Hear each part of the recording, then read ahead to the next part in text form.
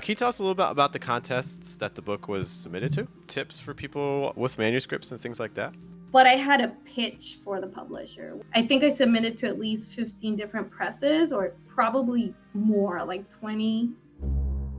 So tell us a little bit about the process, if you don't mind. So Of you have these course. poems, you're doing contests, I'm guessing, or were you just like submitting to publishing houses and just kind of saying, "Hey, here's my manuscript"? Yeah, I mean, actually, it was more of the latter. It was Okay. kind of wild because I waited for the manuscript to be completed, but I had a pitch for the publisher, which was Mm, it's a hybrid collection. There's one essay at the end, which is called The Sleepless Generation, and is basically about it's not about broken women, it's about a broken generation, mm, basically broken through exploitation. mhm, And millennials us. And so that was my pitch for the publisher. It was a conference in NIMLA, Northeastern Modern Languages Association in Boston.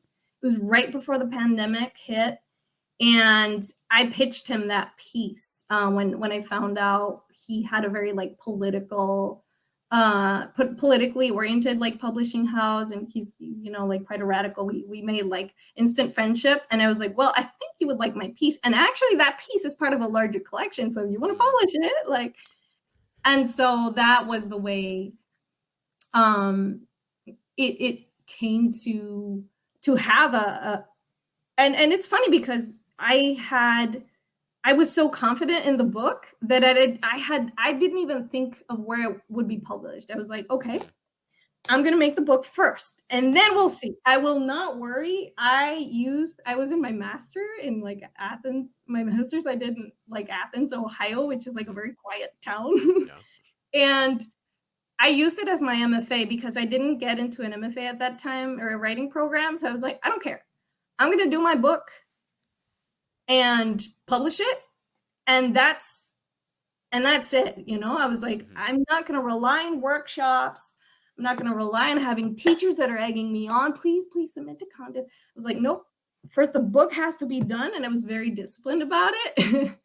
And once it was done, I just like pitched it in that academic conference. mhm, I feel it was more my confidence, and this has to be born. Who wants to mhm. take it? Can you tell us a little bit about the contests that the book was submitted to?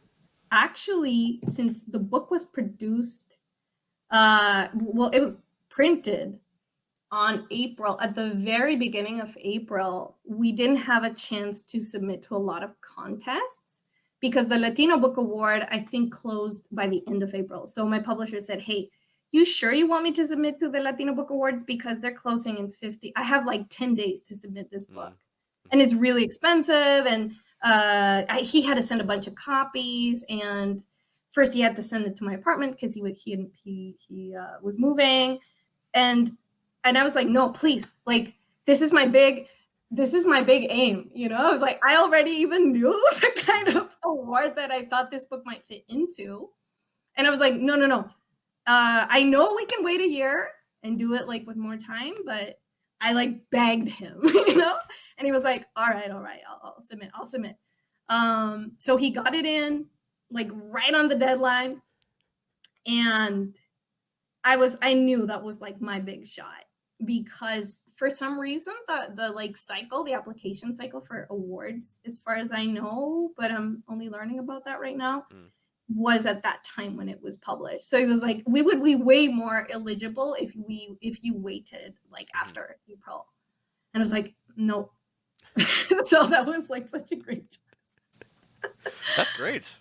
Look at you gambling on yourself. That's so wonderful to hear, and it paid off, obviously. It's funny because I like the book had a life of its own and it knew where it Mhm, wanted to go. mhm, Yeah. mhm. In total, how many contests did you apply to? I mean, for that award, I think it was just that one Mm, because again, mhm, after that, the turnaround was like really short. I think they took like 2 months to tell us it mhm, had won. So we hadn't had time to submit to more. And I was like, oh my mhm. God, the only contest we applied to, we That's wild. won. Like, Congratulations. yeah, That's even more impressive. Yeah. I mean, that's thank because you hear you. about, um, I was talking with Timbe Jess, and he was saying like when Olio came out, he's like, yeah, I had that book out at 30 different contests at any given. Wow.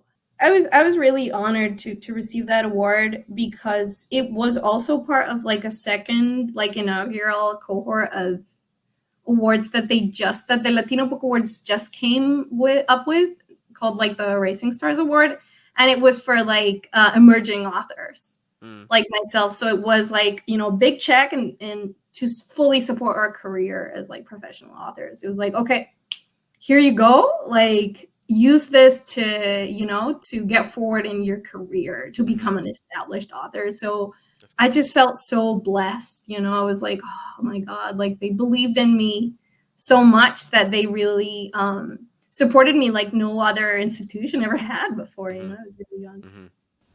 That's why there's so many things just seem to have come together at the same time for this book. Like this book was supposed to do the work. And it's Right. doing it. And that's great.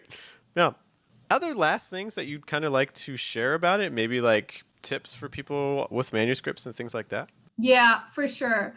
I'm always really, I have like a writing collective where I share like a lot of resources with friends, and we really push each other to submit to different contests. So I guess my biggest advice would be to get used to the process of submission and rejection. So for sending like a bunch of individual poems and to contests, and once you have the full manuscript, you have to submit. This was my experience with my third manuscript. I think I submitted to at least 15 different presses, or probably more, like 20 something presses, until I got it accepted.